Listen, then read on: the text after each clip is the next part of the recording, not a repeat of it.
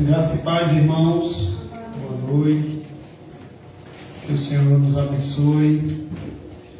Já está abençoando, mais uma vez essa noite. Ele continua nos abençoar também através da ministração da palavra dele, Os irmãos já sabem, que estamos estudando de modo sequencial e expositivo no livro de Neemias. Então abra aí a palavra do Senhor no livro de Neemias.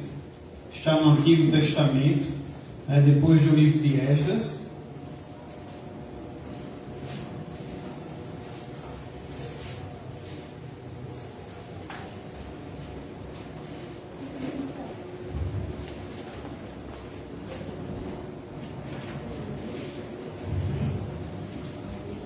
Neemias capítulo 2, e hoje vamos encerrar o capítulo 2, do versículo 11 ao versículo 20. Estamos já no quarto sermão no livro de Neemias. Então, Neemias capítulo 2, do 11 ao versículo 20.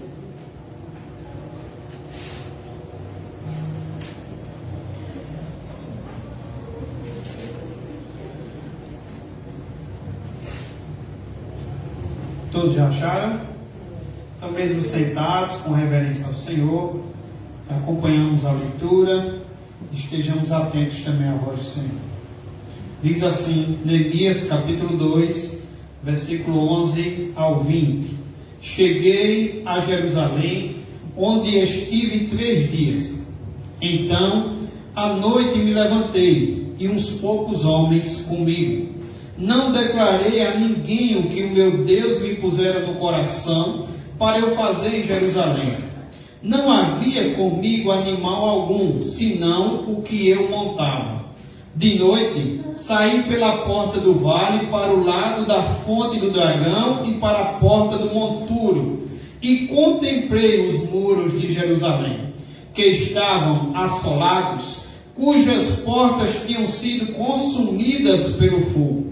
Passei à porta da fonte e ao açude do rei, mas não havia lugar por onde passasse o animal que eu montava.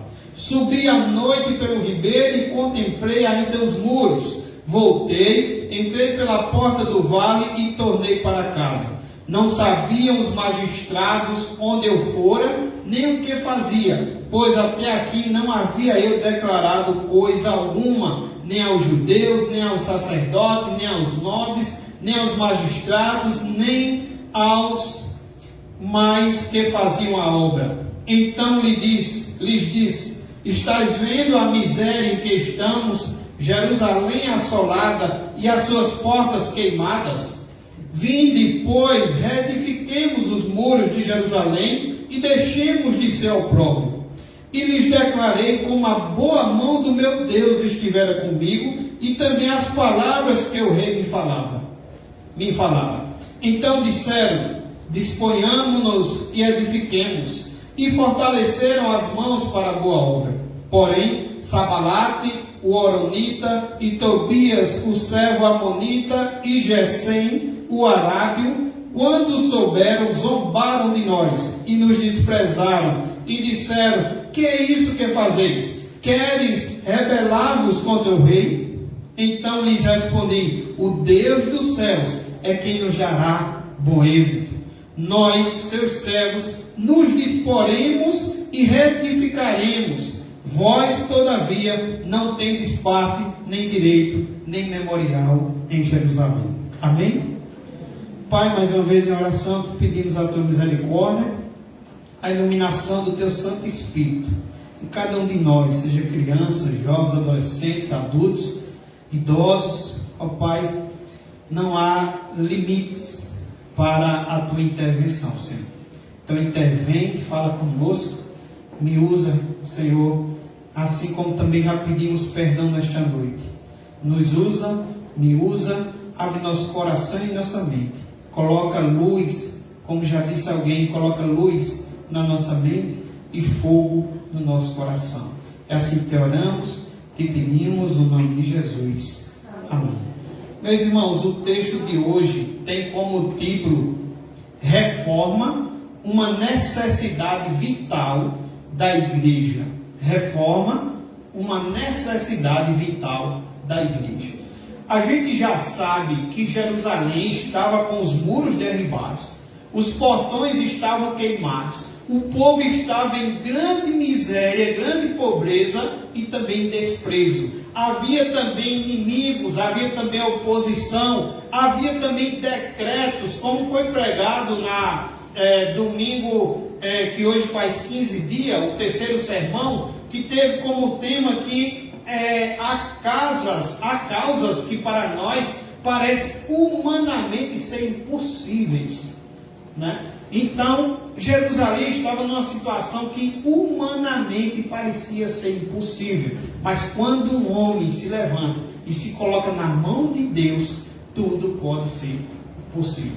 Amém, irmãos? Então, é verdade, pelo que já vimos, pelos versículos anteriores, desde o capítulo 1, é verdade que os muros estavam derribados. Quando a gente vê aqui ele dizendo que não havia caminho onde o seu cavalo passar, é porque na verdade o chão estava só cheio de cinzas e escombros, né? Então, era uma situação difícil, humanamente impossível, né? Havia também há mais de 100 anos que os muros estavam derribados, que o povo estava passando por isso e ninguém ainda também havia feito nada. Então, uma causa... havia um decreto do rei também proibindo que a obra desse continuidade. Então, tudo caminhava aos nossos olhos, né, para uma causa impossível, né? Mas a gente viu semana passada que no terceiro sermão vimos que esta é uma causa também a qual Deus, né, usou o seu servo, né, e o seu servo foi vitorioso. Então, a gente percebe que Jerusalém está precisando de uma reforma. E eu tenho dito aqui aos amados irmãos que esse livro é um grande livro, né, acerca também de liderança, né, e que a gente pode aplicar eles em todas as áreas da nossa vida, não somente na construção da igreja, que estamos para construir aqui um museu, né, a construção do nosso templo, mas podemos aplicar em todas as nossas áreas da nossa vida, nosso devocional com Deus. Neemias, a gente viu que era um homem que, quando soube da situação do povo, ele lamentou, ele chorou, ele orou, ele jejuou. Neemias é um homem que vai a Deus, e Neemias é um homem que também vai ao rei. Neemias é um homem que aguarda as mãos do Senhor e intervir na situação, e sabe também que é o Senhor que poderia mudar também o coração do rei, e era o Senhor também que poderia fazer todas as provisões.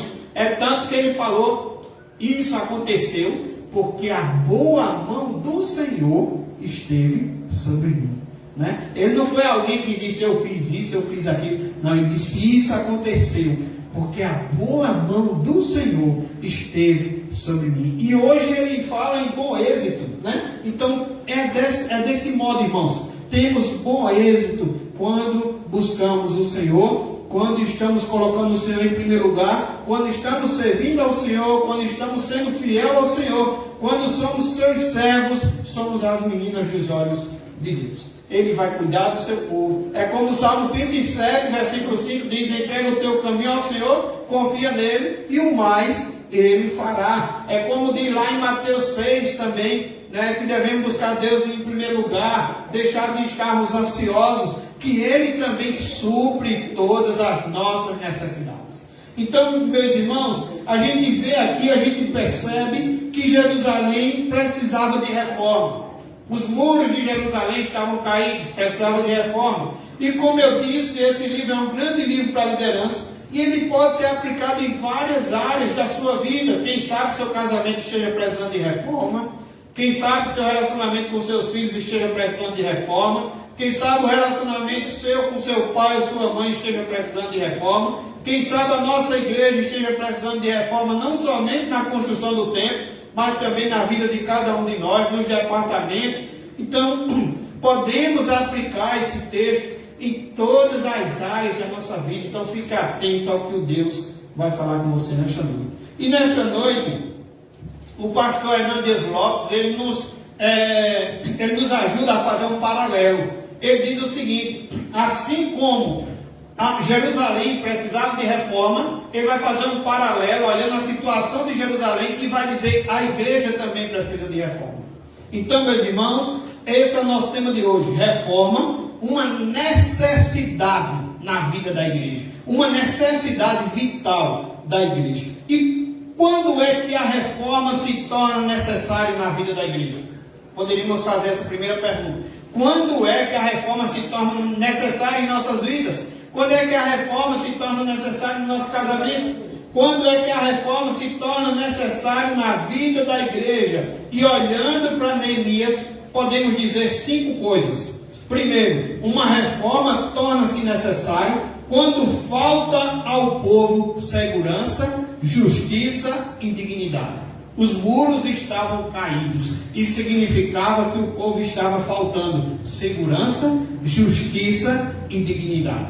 Segunda coisa, quando é que uma igreja precisa de reforma? Uma reforma torna-se necessária quando os problemas se agigantam e parecem que são insolúveis. Parece que não tem solução. Havia, meus irmãos, como eu já falei nessa noite, escombros, havia pobreza, havia desânimo também por parte do povo, porque aquilo já durava mais de 100 anos e ninguém havia feito nada, desânimo. Havia decretos também do rei para que não fizesse a obra, parasse a obra. Como é que Neemias, sendo servo do rei, como é que Neemias ia conseguir que o rei o enviasse para restaurar, para reedificar Jerusalém? Se havia também até um decreto. Então havia decretos contrários e havia também povos fazendo oposição também para a construção dos muros de Jerusalém. Quando é que uma igreja precisa de reforma? Em terceiro lugar, uma reforma torna-se necessária quando os crentes estão desanimados, enfraquecidos e desunidos. Como eu já disse, os crentes pareciam sim estar desanimados. Isso lembra também o texto de Ageu, que já estudamos, onde Ageu vai dizer, olha, vocês estão cuidando da própria casa de vocês e a casa de Deus está em ruína. A casa de Deus está crescendo mato. O mato está lá cobrindo. Está em ruínas, enquanto isso vocês estão correndo atrás de seus próprios interesses, luxuando suas próprias casas, e a casa de Deus, a qual vocês foram chamados para edificar, a casa de Deus está em ruínas. Então, quando uma igreja está com crentes desanimados, enfraquecidos e desunidos, essa igreja precisa de uma reforma. Uma reforma também torna-se necessária quando os inimigos parecem prevalecer contra a igreja, intimidando-a e fazendo parar a obra. Os inimigos se juntam e mandam uma carta para o rei Artaxerxes, que a gente já viu lá no livro de Esdras, capítulo 4, em outro sermão. E a gente vê que eles estão dizendo ao rei Artaxerxes, olha, esse povo estão querendo levantar muros, mas esse povo estão querendo conspirar contra o rei. Esse povo não vai pagar impostos. Esse povo vai dar trabalho para o rei. E o rei, ele manda carta para que a obra parasse. Então, quando há uma grande luta dos inimigos também contra a igreja, intimidando a igreja, fazendo a igreja parar também a obra, a igreja também precisa de uma reforma. Em quinto lugar, uma reforma torna-se também necessária quando faltam líderes comprometidos com Deus, que ousam desafiar e conduzir o povo a uma reação para restaurar a igreja.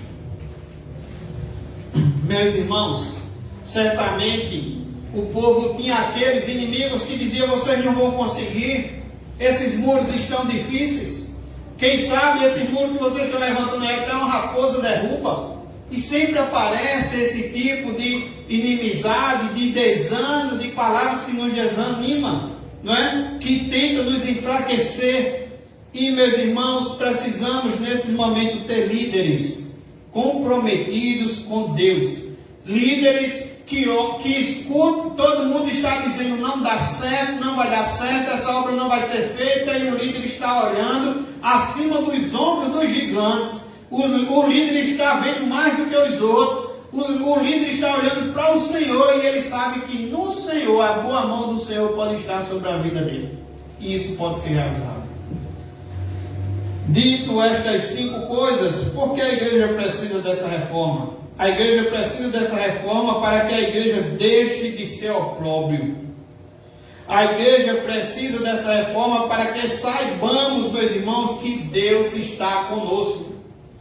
E por último, a igreja precisa dessa reforma para que os inimigos tenham seus planos frustrados. Dito isso, acerca da introdução, quero convidar você a algumas lições nessa noite. A primeira lição é que a reforma da igreja muitas vezes tem um pequeno começo. A reforma da igreja muitas vezes tem um pequeno começo.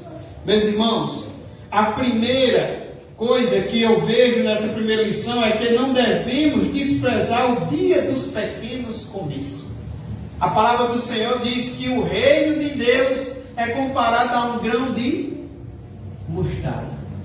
Depois vai crescer, vai tornar aquela árvore que até os pássaros fazem ninhos e faz sombra para os demais. Então, meus irmãos, não podemos desprezar os pequenos começos. A igreja congregacional em Umbuzeiro, ela inicia na minha casa. Tem um início na minha casa, depois de meses procurando uma igreja, depois de meses de oração, resolve-se fazer um culto na minha casa. E esse culto acontece na garagem da minha casa. O pastor Anderson vem assistir o culto, realizar o culto, sem nenhuma promessa, mas para ver o que é que Deus ia fazer. Começa aquele culto na minha casa. Antes de começar o culto, fizemos uma oração na frente, e ali eu me derramei no choro, porque eu acreditava que era resposta de oração, eu acreditava que algo de Deus estava iniciando. E começa o culto com alguns alunos de banda, alunos de escola, muitos nem crentes eram. Depois de 6 meses, houve a necessidade de abrir uma congregação na cidade de Umbuzeiro. Não desconsidere os pequenos começos. Hoje, agora em março, se eu não me engano, completaremos 8 anos nesta cidade. Quem poderia imaginar, meus irmãos, olhando para o texto de Neemias, a gente percebe que no capítulo 1, se você quiser voltar aí na sua Bíblia para o capítulo 1, versículo 2 diz que veio Anani, um de meus irmãos, com alguns de Judá. Então lhes perguntei, Neemias pergunta a eles, pelos judeus que escaparam e que não foram levados para o exílio acerca de Jerusalém. Disseram-me, os restantes que não foram levados para o exílio e se acham lá na província estão em grande miséria e desprezo. Os muros de Jerusalém estão derribados e as suas portas estão queimadas. Quem poderia imaginar que a visita do irmão de Neemias a Neemias e que a pergunta de Neemias como é que estava aquele povo ia mudar toda a situação daquele povo? Quem poderia imaginar que essa visita de Anani e a pergunta de Neemias iria desembocar nessa grande reforma da cidade de Jerusalém? Que havia mais de 100 anos que estava nos escombros. Primeira coisa que aprendemos acerca de que a igreja muitas vezes tem um pequeno começo, a reforma da igreja. Primeira coisa que aprendemos, irmãos, é que não podemos desprezar o dia dos pequenos começos. Não desconsidere as coisas pequenas, às vezes como uma visita. Não desconsidere as coisas pequenas, às vezes como uma entrevista, uma carta, um sonho ou um plano. A segunda coisa que vemos aqui é que Deus pode transformar as coisas pequenas em grandes realizações no seu reino. Assim como Ele transforma a semente de mostarda numa grande árvore, Deus pode transformar as coisas pequenas em grandes realizações no seu reino. Meus irmãos, isso aconteceu durante toda a história da igreja. A história da igreja, por exemplo, fala de uma missão, preste bastante atenção, uma missão chamada de missão no interior da China, que iniciou com um missionário, o nome dele é Hudson Taylor, E Tênio viveu na China por 51 anos. Então, uma missão no interior da China que começa por um homem. Sabe o que acontece? A sociedade que ele iniciou foi responsável pelo envio de mais de 800 missionários. Tudo começa na história de um homem. Deus usa um homem. Um homem que se dispôs para dizer: eis-me aqui, estou aqui, Senhor, me usa. Ele é responsável pelo envio de 800 missionários naquele país. Abre ali 120 escolas e são alcançados mais ou menos cerca de 18 mil pessoas se convertem ao cristianismo. Um historiador de nome Ruth Tuck, ele sumaria o tema da vida de Hudson Taylor. Ele diz o seguinte: nenhum outro missionário nos 19 séculos, desde o apóstolo Paulo, teve uma visão mais ampla e usou um plano mais sistematizado para evangelizar uma grande área geográfica como o Hudson Taylor. Tudo começando por um homem. Não despreze os pequenos começos. E Deus pode pegar essas pequenas coisas e transformar em grandes coisas no seu reino. A igreja, por exemplo, há uma outra igreja do Evangelho Pleno, na Coreia do Sul, diz que essa igreja começou num bairro pobre em 1958. E o primeiro culto, meus irmãos, aconteceu dentro de uma casa com 2 pastores, 3 filhas de um dos pastores e uma mulher idosa que estava se escapando da chuva. Veja, ela nem foi assistir o culto, estava se escapando da chuva, mas terminou assistindo o culto. O que acontece? Aos poucos a igreja foi crescendo e precisando de um espaço maior. Em um relatório de 2014, a igreja está com cerca de 800 mil membros, mais de 500 pastores e nada menos que 8 cultos de um domingo, traduzidos para 8 idiomas e veiculados ao vivo pela internet. Não despreze as pequenas coisas. Deus pode transformar em grandes coisas as pequenas coisas. Segunda coisa que aprendemos acerca da reforma da igreja é que a reforma da igreja requer uma liderança espiritual vigorosa. Porque liderança, meus irmãos, é fundamental. Precisamos orar nesta igreja para que Deus levante líderes.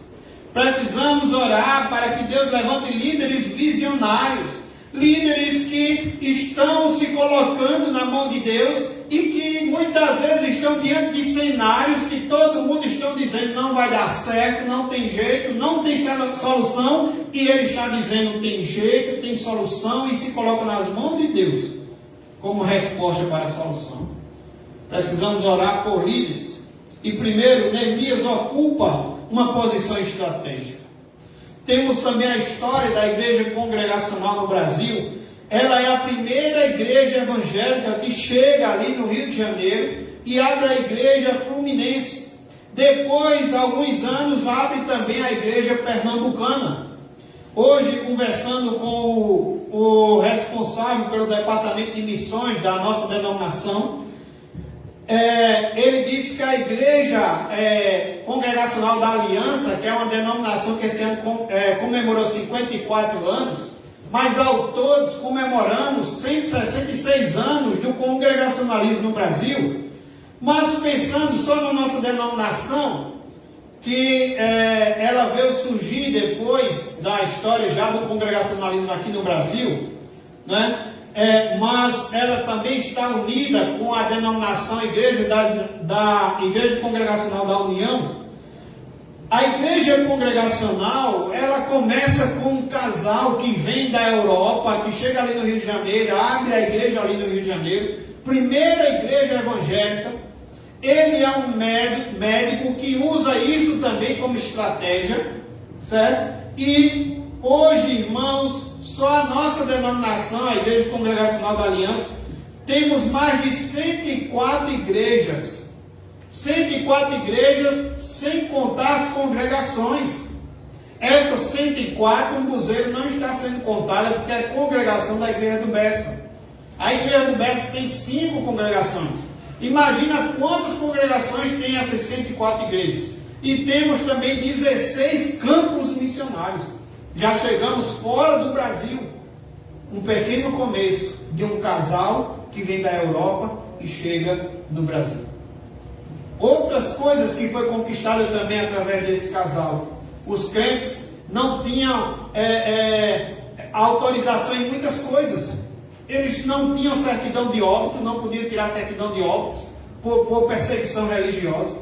Eles não podiam tirar certidão de nascidos vivos. Eles nem podiam também ser enterrados em qualquer cemitério. E tudo isso foi conquistado por esse casal. Um pequeno começo que Deus, nas mãos de Deus, faz grandes coisas. E, meus irmãos, a reforma da igreja, ela requer uma liderança espiritual vigorosa. E a gente percebe aqui que Neemias também ele tem um ponto estratégico. Neemias é quem? É o copeiro de quem? Do rei Artaxerxes. Neemias é o copeiro. Neemias é aquele que tem intimidade com o rei. Certo? Neemias é aquele que é um conselheiro do rei. Neemias é aquele que tem confiança do rei. E Neemias é um homem que se coloca nas mãos de Deus e que a sua posição é estratégica, porque Neemias serve a um rei que já tinha decretado para a cidade de Jerusalém parar com a obra. Deus prepara homens para ocasiões especiais. Quem sabe, minha irmã, você veio de Campina Grande, seja uma estratégia do Senhor. Quem sabe, Natália, você na loja de imóveis, seja uma estratégia do Senhor. Quem sabe eu, gestor e coordenador do Cadastro Único e Bolsa Família, seja uma estratégia do Senhor. Neemias ocupava uma posição de estratégia. E foi assim que Deus fez com muitos homens. Deus preparou Moisés, Deus preparou Davi, Paulo. Podemos lembrar aqui a história de José do Egito. José do Egito, os irmãos pretendem matá-lo e depois acabam vendendo.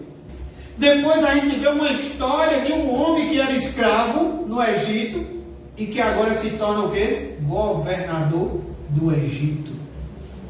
Deus usa. José entende tanto isso que quando José se encontra com os irmãos, quando José reconhece os irmãos estão com medo que José queira dar o troco. Sabe o que é que José diz? José diz: olha, Deus fez isso. José entende que tudo foi estratégico, todas as suas posições foi estratégia de Deus. Mas se a gente não entender isso, se José não entendesse isso, ia querer matar seus irmãos. Se José não entendesse isso, não ia entender os planos de Deus na vida dele, na vida do povo. Neemias ocupava uma posição estratégica. Peça sabedoria a Deus, graça, porque também você pode estar exercendo uma posição estratégica. Segundo, Neemias era inspirado por um intenso entusiasmo. Sabe por quê, irmãos? Sem paixão ninguém faz nada significativo no reino de Deus. Lembra às vezes quando eu digo aqui aos irmãos: irmãos, eu não posso também estar bajulando para que você louve ao Senhor. Eu não posso também estar bajulando para que você vá para a igreja. Como foi orado aqui nesta noite, é um privilégio. Se eu entendo que hoje eu fiz tantas coisas e foi a boa mão do Senhor que esteve sobre mim, por que não está aqui hoje à noite? Então, irmãos, um líder é um líder que ele precisa de entusiasmo, ele deve fazer tudo com paixão, porque sem paixão, sem amor, sem vontade, sem ser espírito de verdade, como foi louvado nesta noite, ninguém faz nada significativo no reino de Deus. Quando a gente olha a história do profeta Jeremias, é um profeta, meus irmãos, que passou por muitos momentos difíceis no seu ministério. Jeremias tentou abandonar o ministério, mas diz que isso foi como fogo em seu coração. Sabe por quê? Quem tem o chamado de Deus não consegue parar. Quem tem o chamado de Deus não consegue parar. Essa frase, irmã Natália, me lembrava daquilo que eu falava ontem na reunião com as auxiliadoras. Chegou um certo momento que na pandemia, e não estamos negligenciando a situação, passamos mesmo por uma situação difícil, graças a Deus que os casos têm diminuído, mas os irmãos sabem que essa igreja sempre exigiu máscara, essa igreja sempre esteve usando álcool gel. Estou pregando aqui sem máscara porque não tem ninguém aqui próximo de mim, né? Sabemos que temos usado todos esses cuidados, isso não é falta de fé. O diabo, quando pediu para Jesus pular do pináculo, Jesus disse: olha, não atentará o Senhor teu Deus. A soberania de Deus não anula a responsabilidade do homem. E eu dizia à irmã Natália que chegou um tempo que eu pensei até em diminuir os cultos, mas não consegui, irmãos, fazer isso. Porque quem tem o chamado de Deus, ele não consegue parar. Só líderes assim, meus irmãos, como Paulo, como Moisés, podem influenciar. Só líderes com paixão, como Neemias, podem mudar cenários humanamente impossíveis de serem mudados. Em terceiro lugar, a reforma da igreja precisa passar por uma avaliação profunda. Olhem comigo o versículo 11. Neemias capítulo 2, versículo 11. A reforma da igreja precisa passar por uma avaliação profunda. Veja o que é que Neemias faz. Versículo 11. Neemias capítulo 2, versículo 11. Ele diz: cheguei a Jerusalém, onde estive 3 dias. Isso significa, meus irmãos, que Neemias passa 3 dias avaliando antes de quê? Antes de agir. Neemias sabe que a cidade está sob os escombros. Neemias sabe que os muros estão derribados, que o povo está em grande pobreza, miséria e desprezo, que os portões estão queimados. Mas Neemias, ele está avaliando primeiro a situação antes de agir. O avaliar antes de agir, meus irmãos, deu a Neemias a capacidade de olhar ao redor, à frente, para dentro e para cima. Alguém já disse, meus irmãos, que o líder, ele segue a lei do carpinteiro. O que é que o carpinteiro faz? O carpinteiro, ele mede 2 vezes e corta apenas uma. A precipitação no agir pode pôr a perder grandes projetos. Entusiasmo não é sinônimo de precipitação. Estou em entusiasmo, eis-me aqui, quero ser usado, Senhor, por ti, mas não é sinal de precipitação. Eu preciso avaliar antes de agir. Em segundo lugar, é preciso também investigar antes de agir. Versículo 12, olhe para a sua Bíblia. Então, depois de 3 dias, passando naquela cidade, no versículo 12 ele diz: então, à noite me levantei e uns poucos homens comigo. Veja, poucos homens comigo. Não declarei a ninguém o que o meu Deus me pusera no coração para eu fazer em Jerusalém. Não havia comigo animal algum, senão o que eu montava. Aqui a gente percebe que ele também está investigando. O texto diz que ele se levantou à noite. Com poucos homens, ele se levanta à noite e vai investigar como é que está a situação. A situação, meus irmãos, envolvia considerável perigo. E saber realmente, ter conhecimento da situação, isso ia abrir portas para ele agir. O trabalho também envolvia sacrifício pessoal. Neemias, ele avalia a gravidade do problema antes de começar a agir. O trabalho também requeria grande coragem moral, porque Deus, meus irmãos, não nos chama para obras fáceis. Neemias trabalhou 12 anos como governador de Jerusalém. Neemias deu sua vida por aquela cidade. Então, meus irmãos, se você planeja bem, você também executará a obra rápida. Alguém já disse que o amolado machado não é tempo perdido. Precisamos avaliar antes de agir. Precisamos investigar antes de motivar o povo a trabalhar. Precisamos investigar. E o que ninguém acreditava que saía dos escombros, Neemias fez em 52 dias. Por que, meus irmãos? Porque ele não chamou ninguém para trabalhar sem primeiro fazer um diagnóstico do problema. Então o líder ele precisa investigar antes de motivar os liderados. Em terceiro lugar, é preciso exercer a disciplina do silêncio antes de falar. Versículo 12 diz: não declarei, dando continuidade no versículo 12, não declarei a ninguém o que o meu Deus me pusera no coração para eu fazer em Jerusalém. Ele não havia ainda declarado a ninguém. Chega, passa 3 dias, vai avaliar a situação, vai investigar a situação com alguns poucos homens. Ele não diz ainda a ninguém o que Deus colocou em seu coração. E no versículo 16, acompanhe também comigo: pois até aqui não havia eu declarado coisa alguma, nem aos judeus, nem aos sacerdotes, nem aos nobres, nem aos magistrados, nem aos mais que faziam a obra. Percebemos aqui que ser discreto é uma das marcas de um líder bem-sucedido. O silêncio, meus irmãos, muitas vezes ele fala mais alto do que as palavras. Devemos escolher a hora certa de falar acerca dos nossos sonhos e projetos.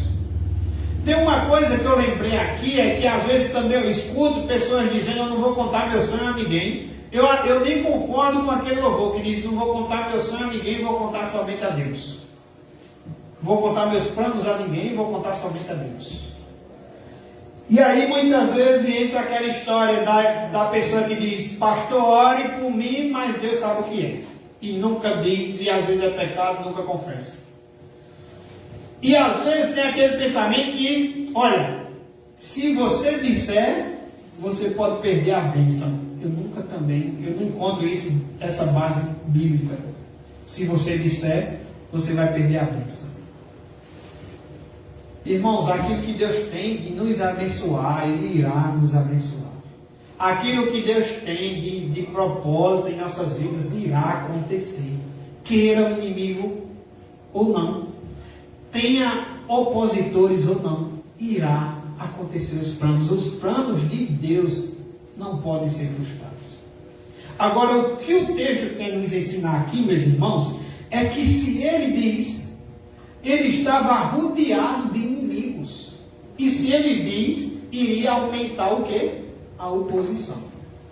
Então é por isso que ele está nos ensinando que nesse caso é preciso saber a hora de fazer, de falar e de fazer.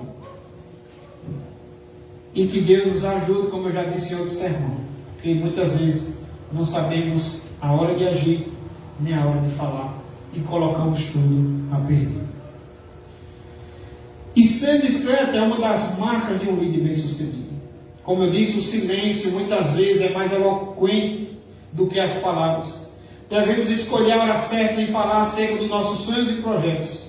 Assim, meus irmãos, nos mobilizamos com mais eficácia e nos precavemos com firmeza contra os inimigos. Porque se você for apressado para falar, você ganha oposição antes de começar. Mas isso não quer dizer que a obra não vai ser concluída. Em quarto lugar, é preciso diagnosticar a natureza dos problemas que atingem a igreja.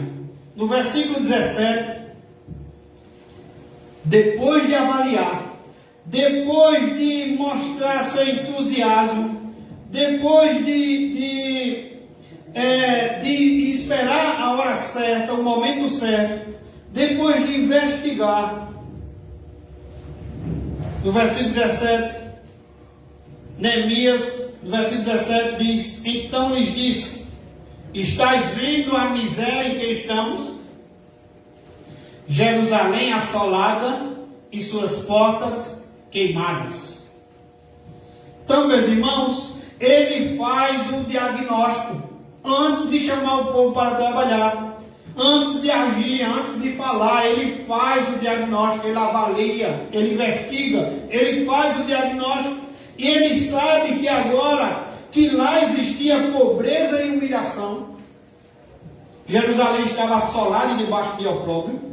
Ele sabe que existia ali injustiça social, né? Lá já não existia mais lei, porque os juízes, como eu já disse em outro sermão, eles estavam sempre nos portões para julgar o povo por ali, pelos portões, e os portões queimados, isso significava que ali também já não havia mais lei. E havia também segurança pública, porque os muros estavam quebrados, os muros estavam derribados. Muitas vezes, meus irmãos, nessas cidades, os muros significaria grande força, poder, proteção, segurança. Mas os muros estavam derribados, havia também segurança pública. Neemias, ele faz todo esse levantamento. Durante 3 dias não agiu, não falou, agiu com alguns poucos homens, investigou, avaliou, fez o diagnóstico.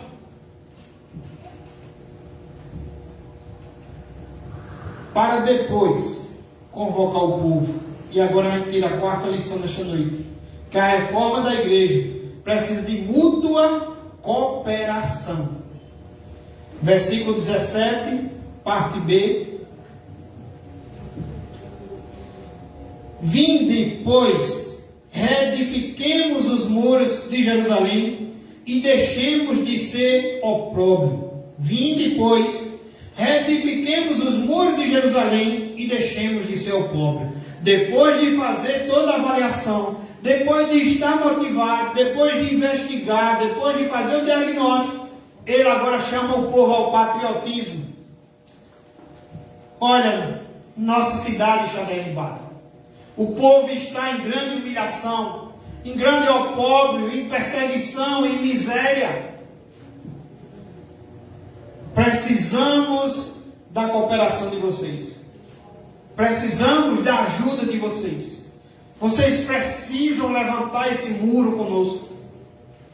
Vinde, pois, reedifiquemos os muros de Jerusalém e deixemos de ser opróbrio. Precisamos lutar pela nossa cidade, tipo assim, pela nossa cidade, pela nossa nação, pelo nosso país. Ele chama, ele mostra que a reforma precisa de mútua cooperação. Ele abre seus olhos para a realidade. Neemias mostra que não podemos conformar com o caos, com a crise, com o opróbrio. Então Neemias convida agora o povo para trabalhar. Alguém já disse, meus irmãos, que jamais, preste atenção, que vocês tenham parte de vocês. Jamais a reforma teria sido feita se o povo não se envolvesse. Cada um precisa fazer sua parte. Não adianta culpar os outros e apenas ver o que eles precisam fazer. Porque muitas vezes há pessoas que aparecem e dizem: olha, fulano deveria fazer assim, o departamento tal deveria fazer assim. Mas a pessoa não faz nada. Não adianta culpar os outros e apenas ver o que é que as outras pessoas precisavam fazer. Cada um precisa fazer a sua parte. Em segundo lugar, qual é a natureza do apelo por ajuda? Além do patriotismo, de ajudar a sua nação, o povo de Deus, qual é o outro apelo? É o esforço pessoal, ainda na parte B. Ele diz: vinde, pois, reedifiquemos os muros de Jerusalém. Observa aqui que Neemias não é um líder que diz: olha, vocês vá e construam. Olha, vocês vão, tem que ser vocês. Não. Ele diz o quê? Vinde, pois, edifiquemos. Assim como ele se colocou no primeiro capítulo, de que não só o povo tinha pecado contra Deus, mas ele também tinha pecado, ele agora mostra que não é só o povo que tem que fazer, mas o líder precisa também estar envolvido. Não é só o povo que tem que colocar a mão no arado. O líder deve ser o primeiro a estar com a mão também no arado. Vinde, construamos, ele se envolve. O líder, ele precisa estar envolvido. Neemias não tem interesses pessoais. Ele deixou seu posto de copeiro do rei. Ele sacrificou o seu posto. Porque, meus irmãos, só gente abnegada pode liderar um povo a se levantar e agir. De igual modo, Neemias também mostrou a força na unidade. Ele diz: edifiquemos. Somos nós, todos nós, cada um fazendo também a sua parte. Alguém também já disse que a união nos protege contra o desencorajamento. A união nos ajuda a enfrentar uma posição hostil e combinada. Em terceiro lugar, o encorajamento para o apelo por ajuda. A gente observa no versículo 18, na parte A, que Neemias ele conta com a mão de Deus e com as palavras do rei. E lhes declarei como a boa mão do meu Deus estivera comigo, e também as palavras que o rei me falara. O encorajamento de Neemias e o modo como Neemias, a ferramenta especial que Neemias tem para encorajar o povo a colocar a mão na obra, é que a mão de Deus está conosco, e que Deus também já havia mudado o coração do rei, que havia decretado para parar com a obra.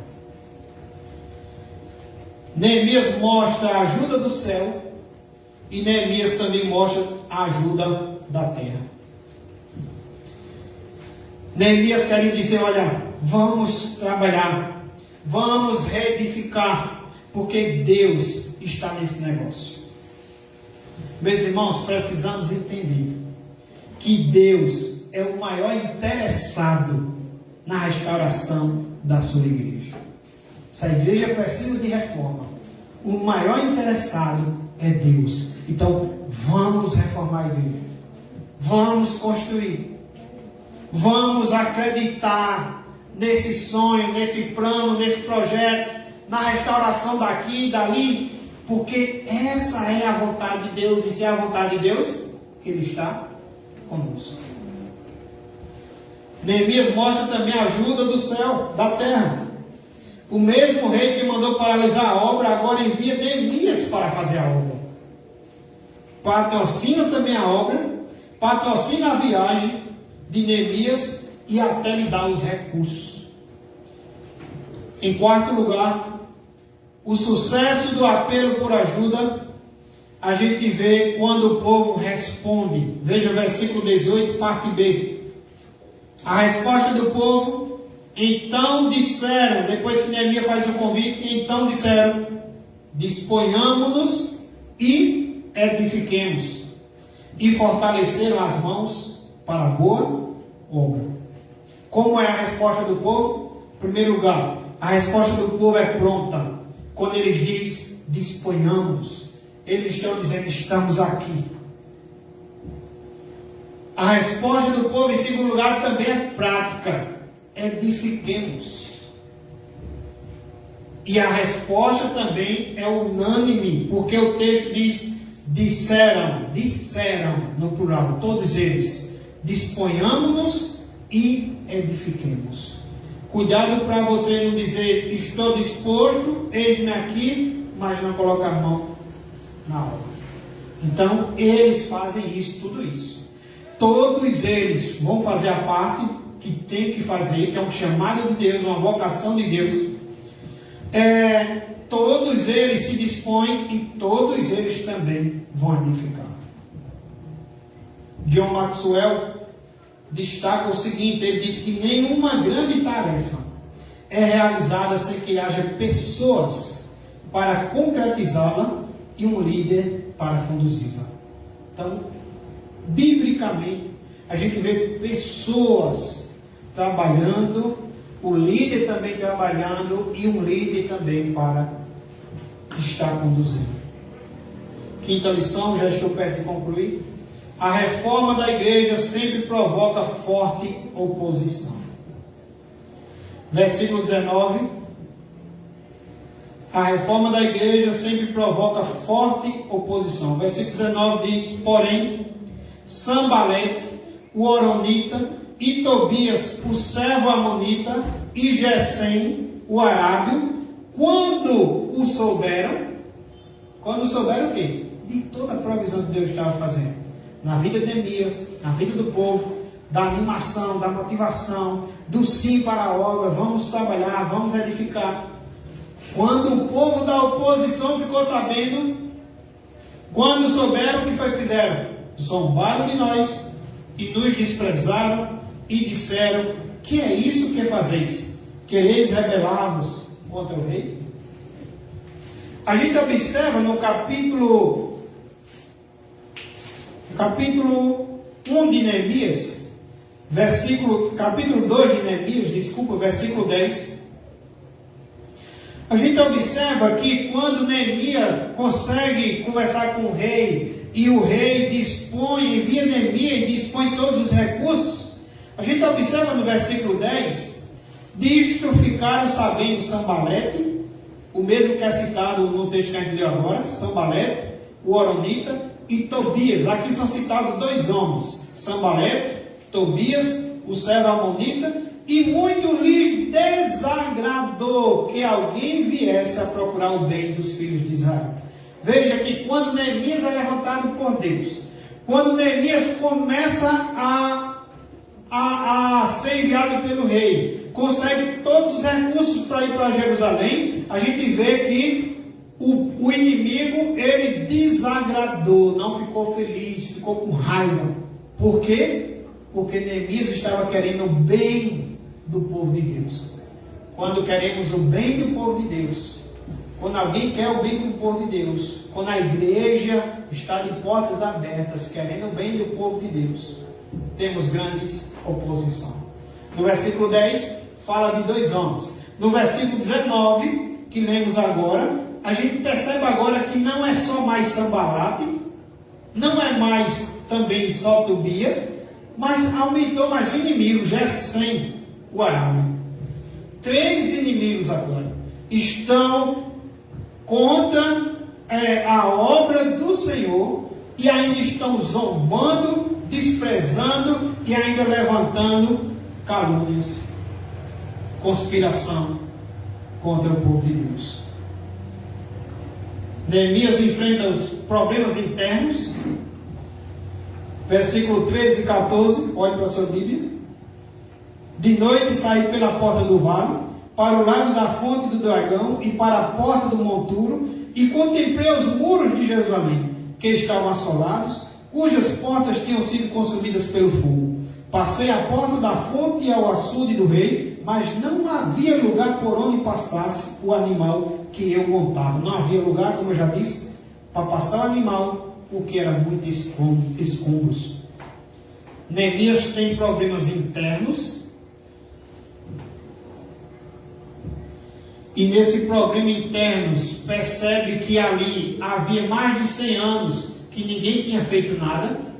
Então podemos dizer que ali havia crentes desanimados, ali havia crentes conformados com a situação, ali havia crentes que precisavam de um líder que visse sobre o ombro dos gigantes. E Neemias está enfrentando. Talvez os crentes aqui deviam, olha, é melhor deixar as coisas como estão, são muitos escombros, é muito difícil essa causa. Talvez alguém olhou para o nosso terreno e disse: é um terreno muito acidentado. Talvez alguém olhou a nossa publicação e disse: eita, quer construir a igreja em 3 etapas. Só a primeira etapa custa 22 mil, como é que vamos conseguir isso? Então, às vezes, encontramos também crentes desanimados. E Neemias encontrou esses problemas internos. É melhor deixar essas coisas como estão. É melhor não revirar essas pedras. Vai levantar mais poeira. Vai trazer muita coisa à memória. Nós não vamos dar conta disso. Nossos inimigos vão escarnecer de nós, vão zombar de nós. É melhor não. Então Neemias também sofreu problemas internos. Neemias também sofreu problemas externos. Os inimigos combinados, no versículo 19, a gente vê Sambalate. A gente vê quem mais? Versículo 19. A gente vê Sambalate, o Horonita, Tobias, o Seba-Amonita e Gesem, o Arábio, que estão prontos para zombar do povo, da construção, estão prontos para desprezar e também até para conspirar contra o povo. Sabe o que é que eles estavam dizendo? Eles sabiam que o rei já havia decretado que a obra parasse. Mas eles esqueceram que Neemias estava vindo com a ordem do rei. Neemias estava trazendo cartas com a ordem do rei. Neemias estava acompanhado de soldados que o rei também enviou. Neemias estava acompanhado até de recursos que o rei também enviou. E eles levantam mais uma vez a calúnia, a mentira. Eles voltam de novo a um assunto que está lá atrás, para dizer: olha, vocês estão se rebelando contra o rei. Então, Neemias sofre zombaria, Neemias sofre, juntamente com o povo, desprezo e sofre também acusação. O que Neemias faz? Versículo 20, parte B. Sabe o que Neemias faz? Neemias rejeita qualquer associação com os inimigos. Versículo 20, parte B. Neemias diz: vós, todavia, não tendes parte, nem direito, nem memorial em Jerusalém. Não precisamos da ajuda de vocês.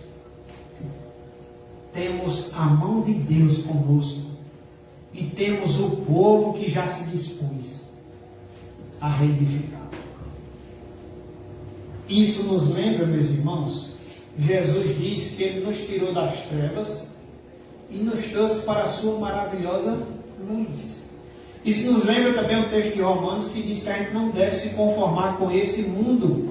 Também nos lembra outro texto lá em Coríntios, que diz que tentar unir luz com trevas, isso é julgo desigual. Não há união entre luz e as trevas. Não há união entre Jesus e Satanás. Neemias rejeita qualquer associação com os inimigos. Deus também diz em 1 João que se nós quisermos nos tornar amigos do mundo, seremos inimigos de Deus.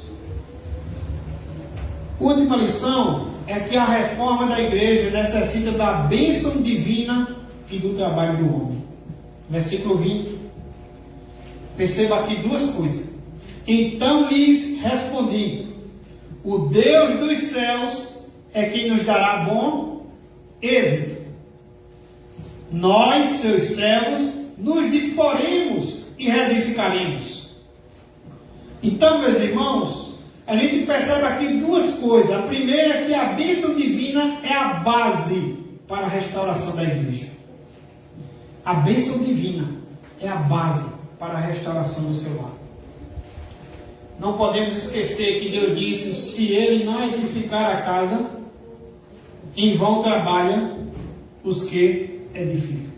Não podemos esquecer de que Jesus também disse: sem mim nada podeis fazer.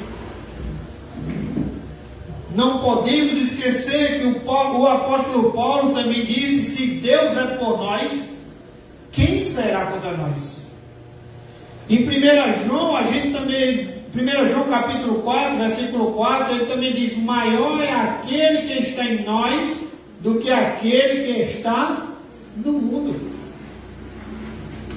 Sem a ajuda de Deus, o nosso trabalho é em vão.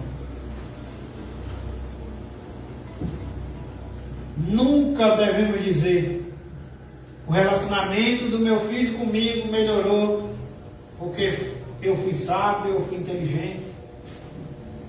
Conseguimos construir a igreja porque eu estava na frente. Meu casamento foi restaurado porque eu fui muito sábia. Precisamos, irmãos, entender que o Deus dos céus é quem nos dá bom êxito. Deus me deu bom êxito no meu casamento. Deus me deu bom êxito nos meus relacionamentos com meus filhos, do relacionamento dos filhos com os pais. Deus me deu bom êxito no meu trabalho. Deus me deu bom êxito na igreja, na construção, no departamento, mas foi a mão de Deus, a boa mão de Deus que esteve sobre mim. Em segundo lugar, a soberania de Deus não anula a responsabilidade humana. Veja que ele diz: então lhes respondi, o Deus do céu é quem nos dá bom êxito. Mas a gente pode pegar essa palavra e cruzar nossos braços? Deixar de vir para a igreja? Deixar de estudar a palavra de Deus? Deixar de orar?